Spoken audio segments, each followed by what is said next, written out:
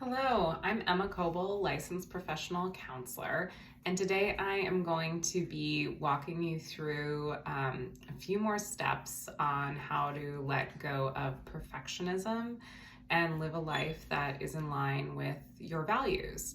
I am a licensed professional counselor located in Colorado, and I operate exclusively online. And I serve women with anxiety and self-worth issues. So last time we left off, and we had talked a bit about getting in touch with the subconscious beliefs that might be running some of our decisions in our life. And I think we can all kind of relate to this, where there might be some beliefs that we have that we're not even really aware of that might be leading us to make decisions that aren't really in line with us. Decisions like, I'm not going to quit a job because I need to stay because of all the good things my employer has done for me, and I would be leaving them in the lurches. But maybe to a friend, we would say, of course, go follow your dream, go be happy. This is a contractual relationship, and it's not one where you are obligated to stay to make someone else happy.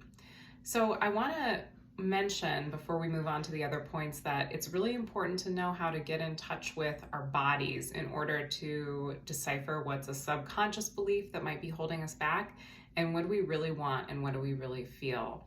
So some of the questions I like to ask people to help them sort of get in touch with their bodies are to see what are the kinds of things that drain me. What are the kind of activities I do where I just need to lay on the couch afterward because I'm so exhausted? What are the kinds of activities that give me energy or light me up? When do I feel the most alive or the most like myself? What gets me excited? What gets me kind of depressed or discouraged? Are there times when I feel more embodied and more in my body, and times when I feel maybe more shut down or disconnected from my body? So to start paying attention, our bodies are these huge sources of information, and to start paying attention to what our bodies are telling us can help us understand what do I actually want and what might be a subconscious belief that's holding me back. So the next thing I want to talk about is the fact that no one is going to magically meet our needs. I think as women, we are often socialized to magically anticipate and meet the needs of other people. We're really good at sensing what other people might be needing from us and trying to help them feel good, comforted, happy before they even know that there's something missing or they need something in order to feel those things. And oftentimes we want or expect someone to do that for us. But the truth of the matter is, very often, no one is coming to meet our needs, and we are really responsible for meeting our own needs.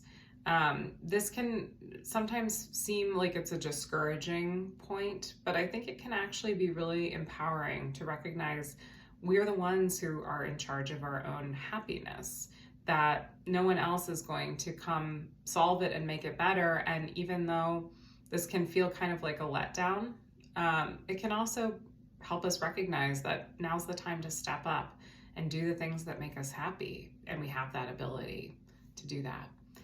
The next thing I want to say is that it isn't your job to take care of everyone else at the expense of yourself. Again, this is something women are often socialized to do, to take care of others, even when it means we are running ourselves ragged, not paying attention to our own needs, sleep, nutritional, needs, health, all of that stuff. We run ourselves ragged in order to take care of others. And aside from, yes, we do need to really take care of our children. And hopefully we can also have help with that, because it shouldn't be our sole job. It's not our job to take care of others at the expense of ourselves. And oftentimes, people will kind of encourage us to take care of others at the expense of ourselves, or reward it, or point out how great of people we are and giving and loving.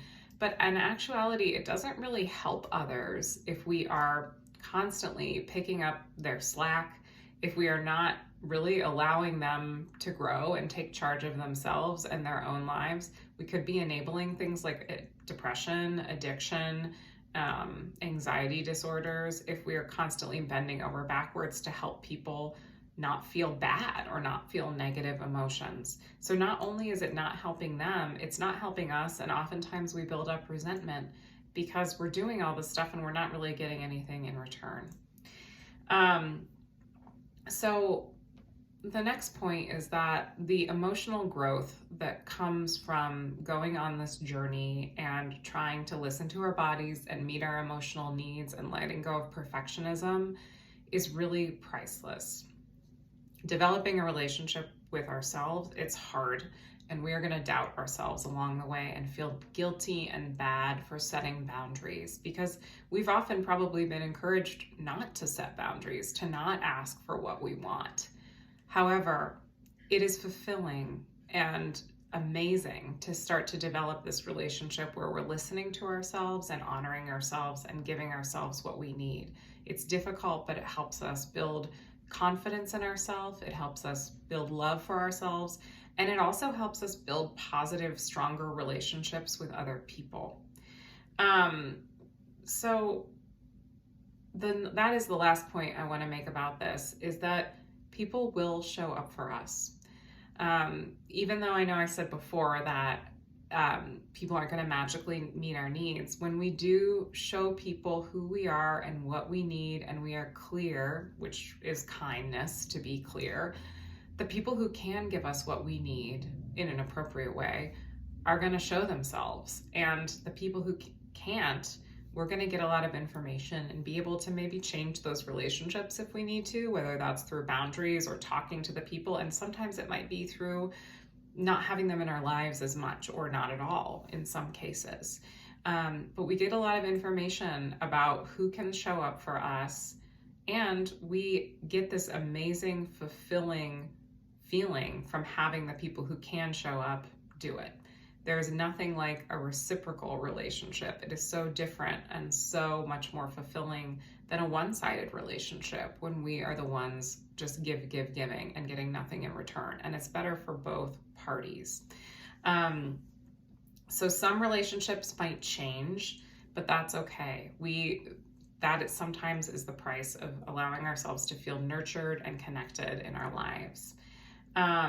This can also help heal some of our attachment wounds when we get some of that from other people. So the last thing I just want to say is that as we let go of this perfectionism and really develop this love for ourselves, life can become a more easeful, joyful experience.